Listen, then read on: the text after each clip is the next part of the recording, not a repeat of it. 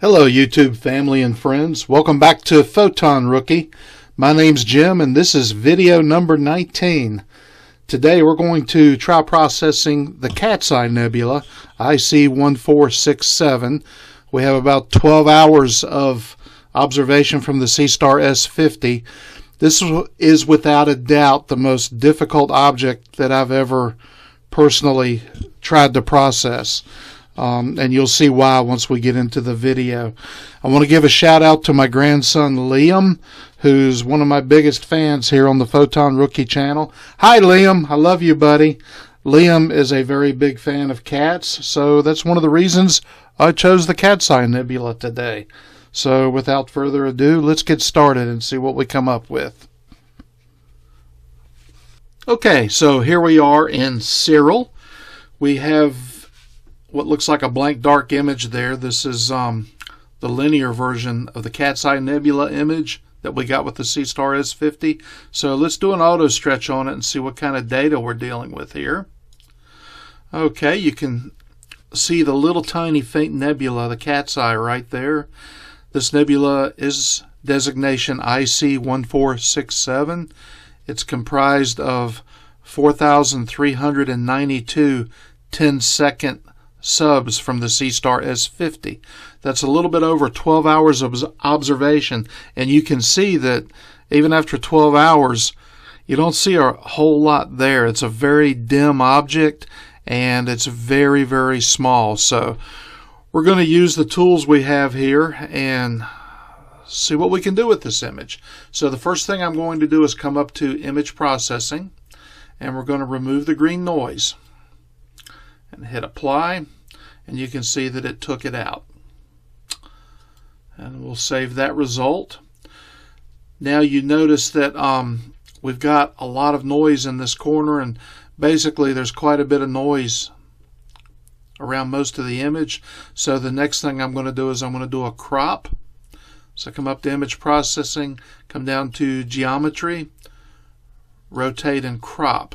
Now this nebula is very small in the frame, so I'm going to want to crop in a little more than I usually would, just so when we get to our final product there's something there to see rather than just a little tiny blob. And in the process we'll get rid of all this noise. So I'm going to do a rather aggressive cropping here. We're going to come in from all sides, get away from that noise, and we're also going to make the object a little bit bigger in the frame.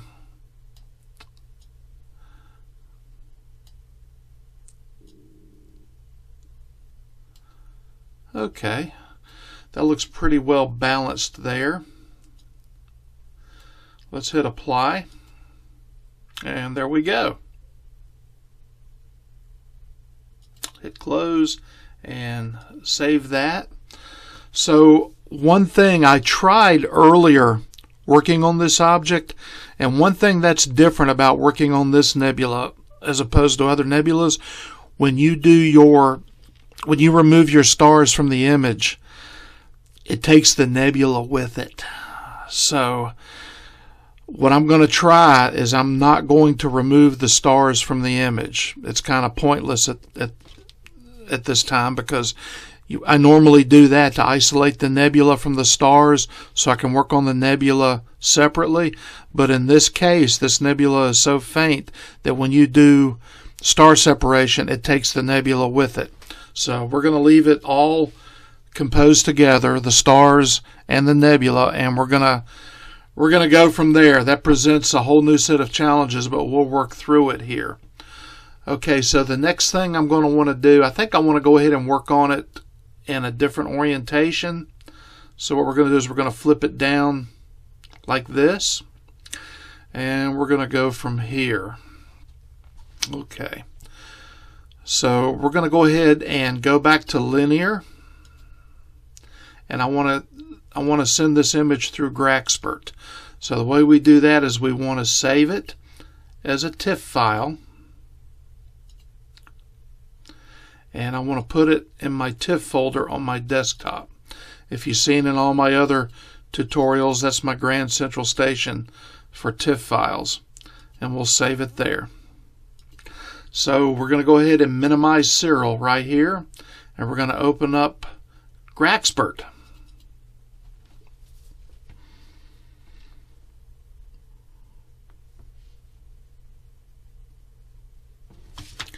Okay, next step is we're going to load our image into GraXpert. Remember, I had it on my TIFF folder, and it's right here, and here's the linear image of the Cat's Eye Nebula. So GraXpert did a 30% auto stretch on it, so you can see what you're dealing with. So the first thing we're going to do is we're going to do background extraction. For this object, I'm going to set it to 1.0 and calculate the background. Let's see what it does. Okay, so there was a bit of a change there. Let's go and look at the background that it removed. And again, this might be hard to see on YouTube, but there's a whole lot of gradient lines here, kind of looking at a topographical map. Those have been removed from your image, as well as what looks like some stray light from the moon, because I did shoot this image on a few nights where the moon was out. So let's go back to the corrected gradient version. And next thing we're going to do is we're going to denoise. So we're going to come down here and click the plus sign next to denoise. I'm going to have denoise strength set all the way up to 1.0, and I'm going to click denoise image.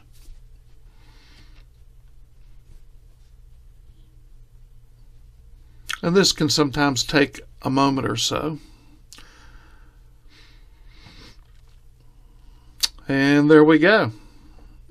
That's not too bad looking. I can actually even see some of the some other red luminosity around the cat's eye. So it looks like so far we're making good progress on this, even though we did not remove the stars. So the next step is to save this image. So I saved it. Back into the TIFF folder it goes. And there we are. So now we can close GraXpert. We're done with it. And I want to go now and open Gimp up. What I'm going to do is I'm going to use Gimp to change the TIFF file back into a fit file and put it back in our Siril work folder so that we can stretch it. So we have Gimp open here. I'm going to come up to File. I'm going to hit Open. I'm going to come down to Desktop because that's where my TIFF folder is. Going to find my TIFF folder. It's right here. I'm going to open it, and right here is the image that we want to put back into Siril. It'll have GraXpert tagged onto it now, so you click on that. You're not going to see anything but basically a dark image. That's because it's not stretched yet. That's okay. We're going to come up here to File. We're going to come down to Export As. We're going to come down here to select File Type. We're going to select Flexible Image Transport System, which that's what FITS files means, and we're going to put it back in the Siril work folder. For me, it's on the D drive, so I click here. I come down, scroll down till I find my work folder. There it is, and I hit Export. Okay, you can close Gimp and reopen Siril. So now we're going to open the image that we just imported back into the Siril work folder. So we come up here to Open, and here it is right here with GraXpert tagged onto it. We're going to click that. You'll get a fully white screen. As always, that's normal. We're going to come up here to Image Processing. We're going to open up General Hyperbolic Stretch Transformation. We'll move this to the side a bit so we can watch our image. And I'm going to go ahead and use Generalized Hyperbolic Transform for the type of stretch. And I'm going to use Humid Weighted Luminance. And we're going to start stretching the image using this slide bar here. So we'll just stretch it a little bit at a time.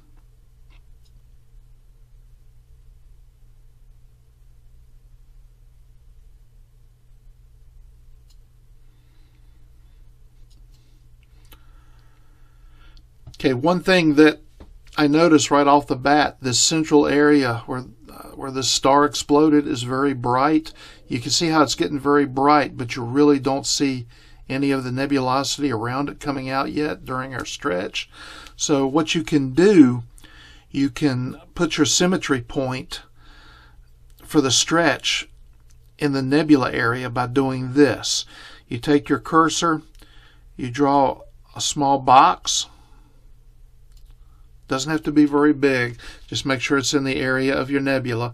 Come up here to this little dropper and click on it. And what it did is set your symmetry point to the area where this nebula is, and what it'll do, it'll help bring out that part of the image during your stretching. So we just set it, so now we're going to continue stretching. And you can see now, you can see some of the nebula coming out. You can see the edges of it there. So we hit apply. We'll stretch it a little bit more. And hit apply. Okay, we're going to hold off for here for just a second. If you notice, the whole screen is getting somewhat washed out. So what we're going to do, let's go ahead and click in our image to get rid of that little box. We're going to come up here to Generalized Hyperbolic Transform, and we're going to open Linear Stretch Black Point Shift. Now, as we've always talked about in the previous tutorials, all the data in your image is located in this spike. Pretty much everything to the left of it is a dead zone. So what I'm going to do is I'm going to try to get rid of this dead zone, which will take this gray, the grayness of the image out. So we do that by using this little slide, black point slide right here. And as I slide this to the right, you'll see the spike with all the image data moving to the left. You'll also notice that the grayness is disappearing from the image.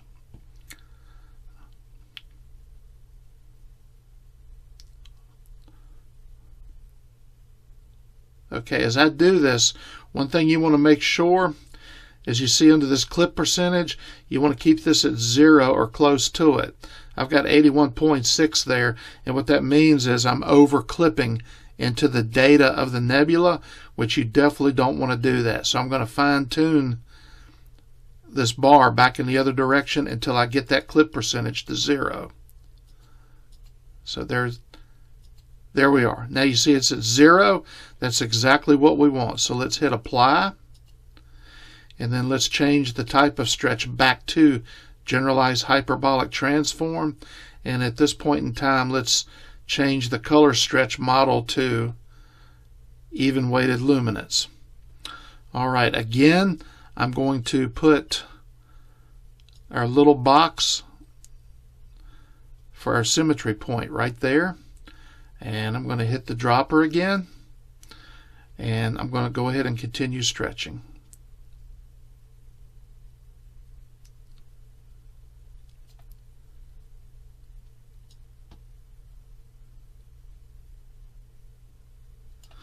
Okay, so you're seeing a pretty good amount of that spider web-like structure in the nebula come out.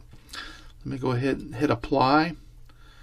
As stated in my other tutorials, you could come up here to this logarithmic scale and put a check mark in there.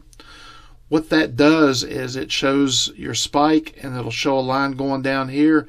Generally, what you try to shoot for is after this initial rise, you want that line to kind of come down at a 45-degree angle into this corner.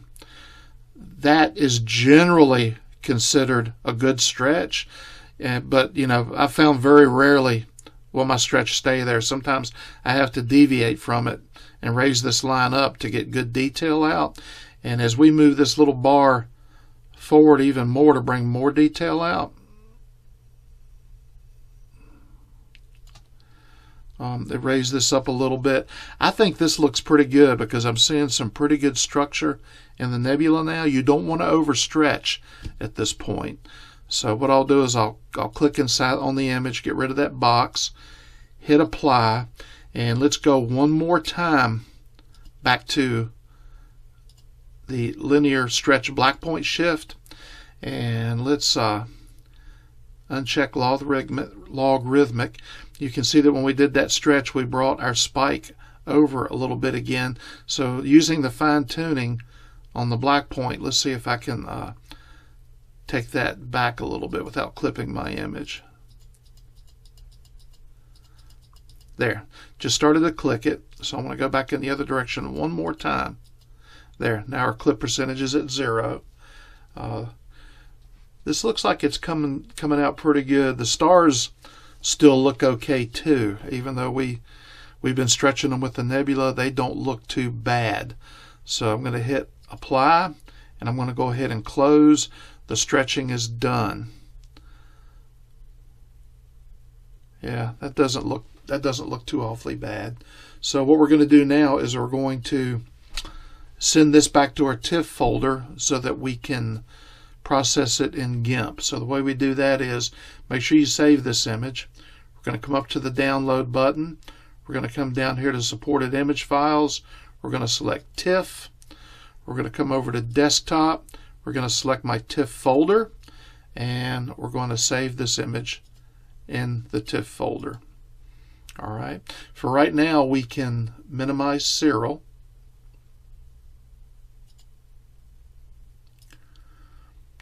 Try that again. For now, we can minimize Siril. And let's take a look at the TIFF folder real quick.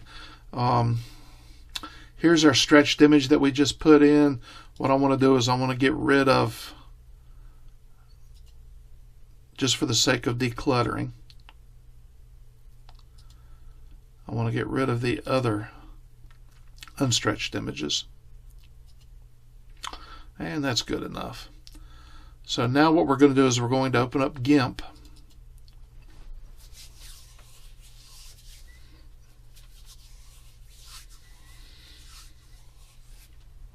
And we're going to come up to File. We're going to click Open. We're going to go to Desktop where my TIFF folder is.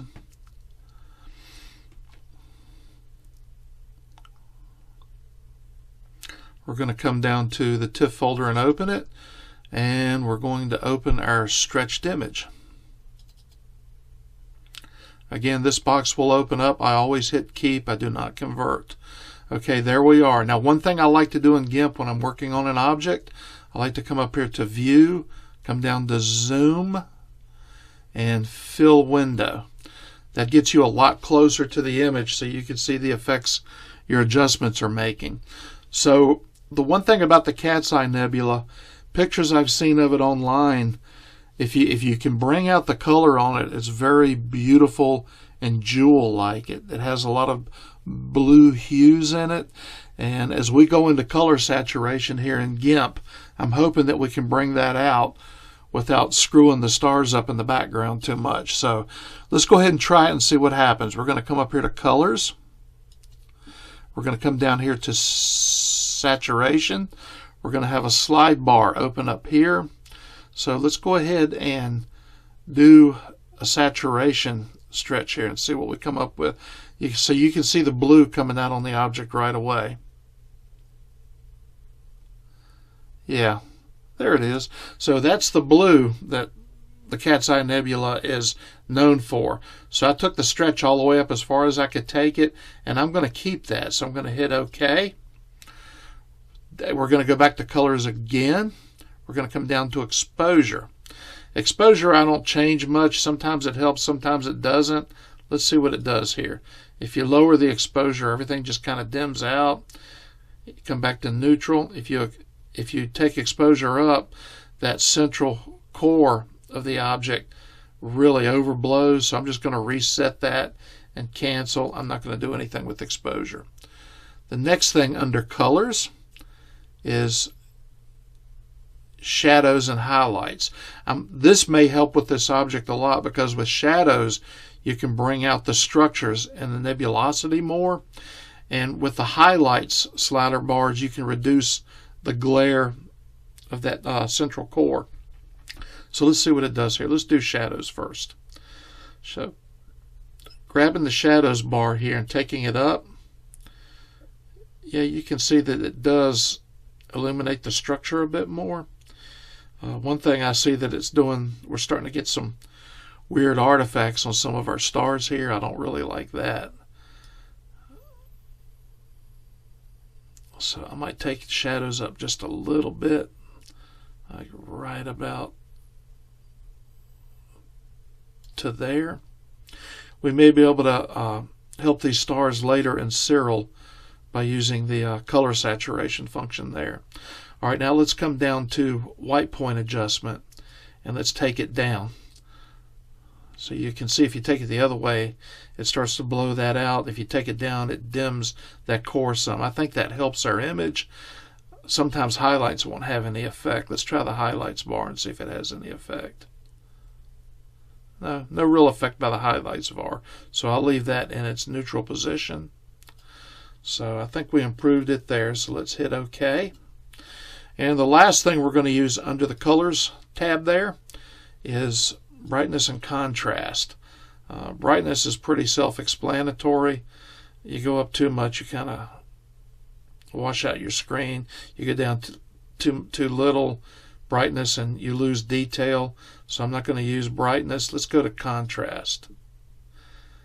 Contrast might help us a little bit with this, and you got to be careful because it darkens the sky a little bit, which looks really good, but you got to make sure you don't lose any detail in your object, which we do. So I'm not even going to use contrast. I'm going to cancel out of that. Okay, two more things we're going to do while we're in GIMP. We're going to see if we can sharpen the image a bit and see if we can reduce the noise a bit. At the point we are now, I'm really happy with the way this is looking.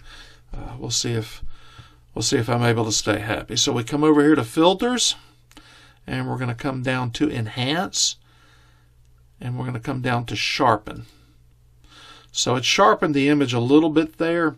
It may have over sharpened it a bit, so I'm going to take if I take this slider bar all the way down, it shows where our image started, and as you take that slide across and it sharpens, you can see you definitely go way too far. And I got to keep in mind this is affecting the stars in the background too. So what I'm going to do is I'm going to give it a little tiny bit of sharpness because I'm going to send it through a program called Astrosharp here in just a few minutes. So there we go. We gave it a little bit of sharpness. I'll OK that. Now let's see if we can do some noise reduction. So we'll come back up again to filters, come down to enhance, come down to noise reduction, and it applied noise reduction already. I think it applied too much right there. Let me take that slider bar all the way down to 0. This is what we started with, and as you increase the noise reduction strength, we start blurring everything out. So I think what I'm going to do is I'm not even going to use noise reduction yet. So I'm going to cancel that. Okay, so what we're going to do now is we're going to take this image and send it into another free program called Astrosharp. It's going to use AI to try and sharpen this image up without introducing too much noise. And it also has a function for the stars. We'll see if it helps the stars too. So what we'll do is we'll come up here to File, Export As, and we're just going to put it right back in the TIFF folder. It's going to ask if we want to replace the other file in the TIFF folder with the same name. Yes, we do. So hit Replace and export one more time. And then we can close GIMP out. Now we're going to open Astrosharp. So as you've seen in previous tutorials, sometimes Astrosharp is a little bit wonky to open, but it does a good job and it's free, so I'm not going to fuss about it too much. Sometimes you have to try to open it 2 or 3 times, and look at that, it opened right up first time. I'm talking bad about it and it proves me wrong. So in Astrosharp, we want to make sure that we choose second beta. As stated in previous tutorials, I've already tried all of these. I'm saving you the pain of going through them unless you just like doing stuff like that, but second beta seems to work the best with Seestar images. That's what I always choose. You want to make sure under preview you have full image checked. And now let's grab our image. We browse, go back into the TIFF folder. There it is. We click on it, and it's loaded right here. The image is kind of washed out. Don't worry about that. Now we're going to come over here to aggressiveness. Since I have 12 hours of observation on this with almost 5,000 fit files, I'm going to be very aggressive because the signal to noise ratio is really good. I'm hoping that won't backfire on me, because remember, we cropped way in on this object, so that tends to enhance whatever noise you do have there. So, but if we go past the point of no return, we can go back and do it again.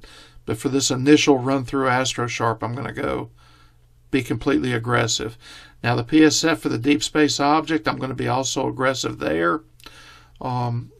Stars are easy to mess up, so I'm going to be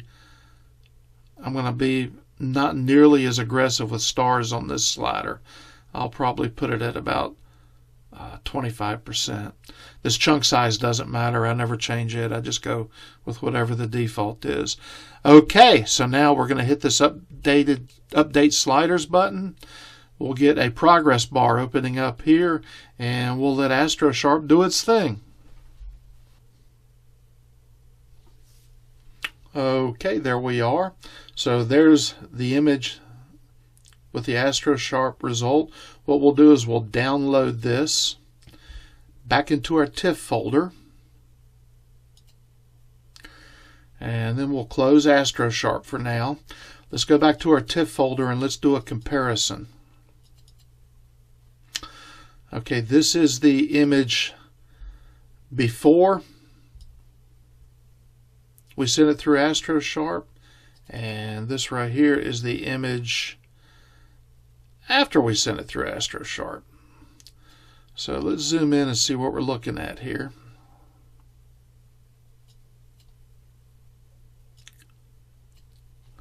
Okay, I think it helped. I don't think it affected the stars that much. It may have improved the stars a little bit, but as I look at the comparisons,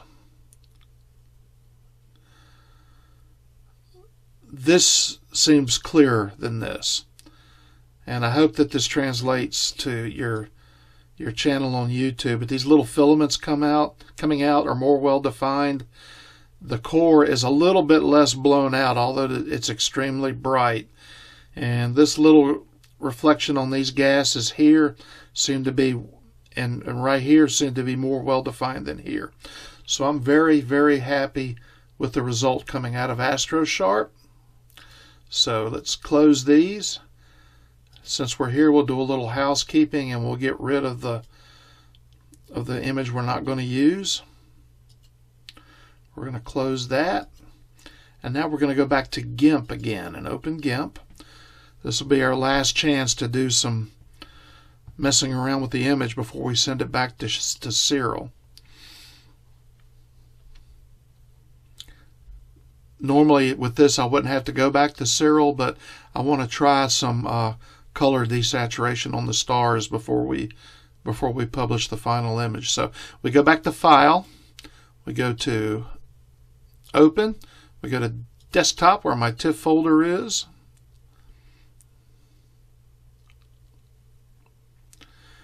and we find the TIFF folder. There it is. Open it, and here's our processed image from Astrosharp here.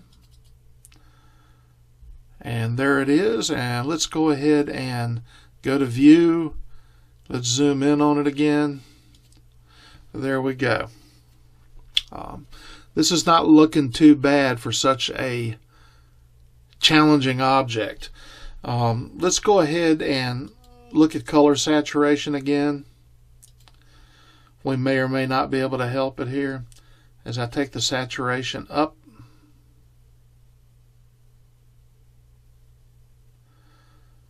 go back to neutral and look at that again. So here's our starting point.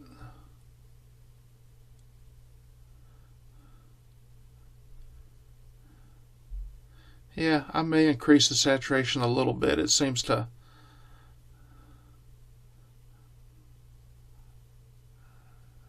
help the image. I kind of like that.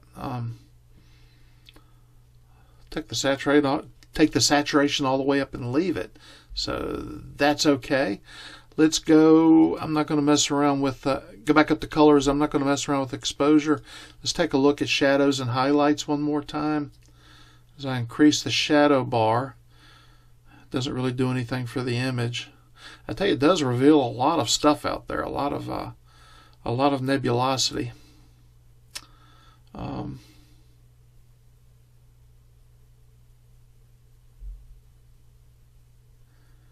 You know, I'm thinking just a little bit of increase in the shadows does well. There's where we started. Take it up. Yeah, I'll leave it right there. That brings it out a little bit. Let's come back down to white point adjustment, see if we can reduce that glare anymore. Yeah, we did reduce it. I like that. Highlights still is not having any effect. So yeah, I'm going to hit OK on that. Yeah, that's pretty nice looking there. I'm going to now go over to filters. We may or may not be able to sharpen it a little bit more. Let's see what it does. It doesn't hurt the look. So we go to sharpen, and it sharpened it up automatically there. I think that kind of helped it more. Let's go back to neutral and see what we started with. There's neutral, and as I take the sharpen over, you know, you can definitely overdo it. So let's bring this sharpen up just a little bit.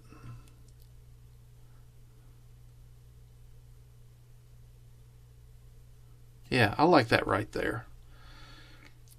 You know, some of you are probably out there saying, "What are you doing, Jim? You way over sharpened it there." That's the thing about astrophotography. It is so subjective. I mean, one person's art is another person's trash, but you know, that's part of the fun of this hobby, is your own interpretation of what you find out there in the cosmos. But I kind of like the way that looks, so I'm going to hit OK. And let's give it one more shot at noise reduction before we move on. Let's go over to filters, come back down to enhance, go over to noise reduction. I don't think that really helped it much. Let's take that slider back down to where we started.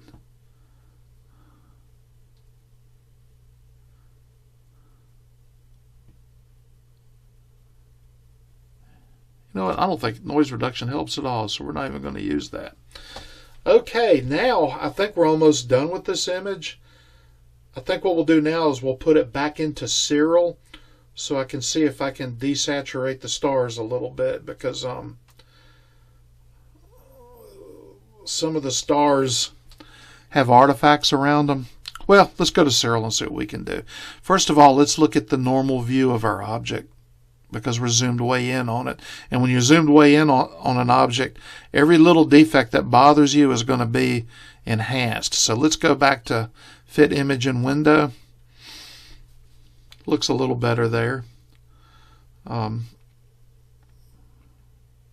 Okay, let's go ahead and go up here to File, and let's export this back to Siril. So remember, we have to change it back into a fit file. And we have to put it back into the Siril work folder, which again, mine is on the D drive. Just gotta, there it is. And I hit export. Now we can close Gimp. All right, let's go back to Siril. So remember, back in Siril before we left it, here's what the image looked like right after we stretched it. So I'm going to lay our latest result over this, and you can be the judge whether you like what we've done to it or not. So what I'm going to do is come up to Open. Let's move this out of the way so we can see. And remember that Astrosharp named our image processed. It's right here. So I'm going to click on that, and it loads it over. I think it's a big difference. Some of you might like the subtler image, but if you look up the Cat's Eye Nebula online, it's really, really famous for this jewel-like blue and greenish color with the streamers, and I think we've been able to capture that with our Seestar here. So let's go ahead and see if we can do something with these stars. Let's go up to Image Processing. Let's come down to Color Saturation. So we can try doing it globally, but when you do it globally, it's going to affect everything. But let's see if we reduce color saturation globally and see what it does. Yeah, it ruins the image. So let's reset that. Now let's be specific. A lot of these stars are reddish yellow. So let's come up here on the Hue tab.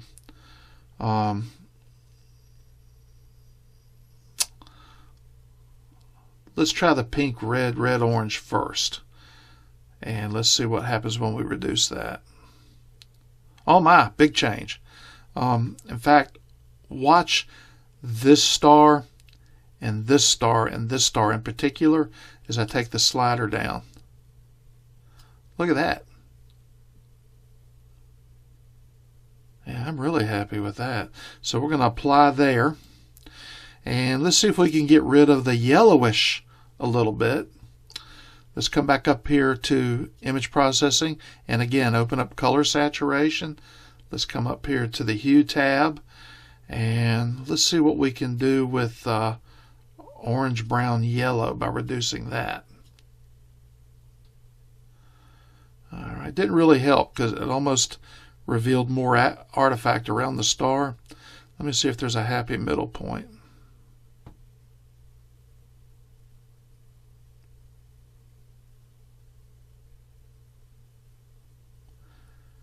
Yeah, we can reduce it a little bit. I think that helped it a little bit.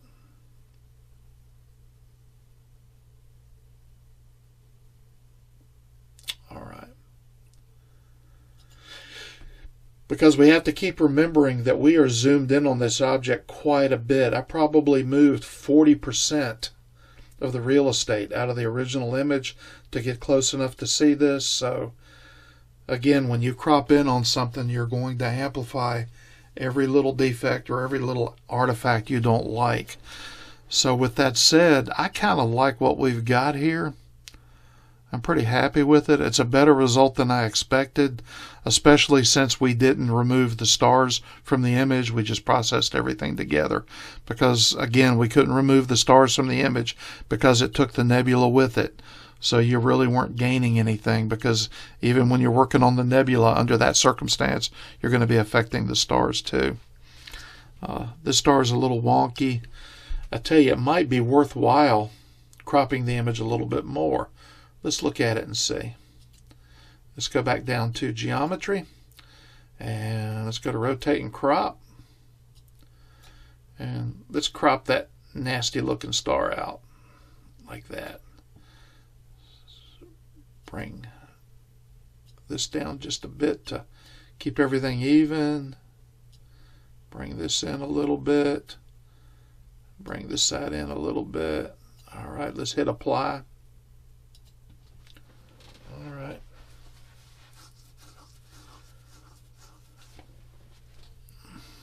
And hit close. All right, I'm calling that finished. Again, this object is extremely dim. This is 12 hours from observation from the Seestar, heavily cropped in. I'm kind of happy with it. I wish I could do something about this star here. Maybe I'll go back and try to work on it later. But this is not really bad. I'll take it. I just want to tell everyone I really appreciate you visiting my channel. There are lots of YouTube channels out there on the Seestar and astrophotography, lots of good ones, and it really means a lot to me that you choose my channel as one of them to watch. If you enjoy this, please like and subscribe. I'm just about to bust over 1,000 subscribers. It's just a lot of fun to come on here and share this with you folks.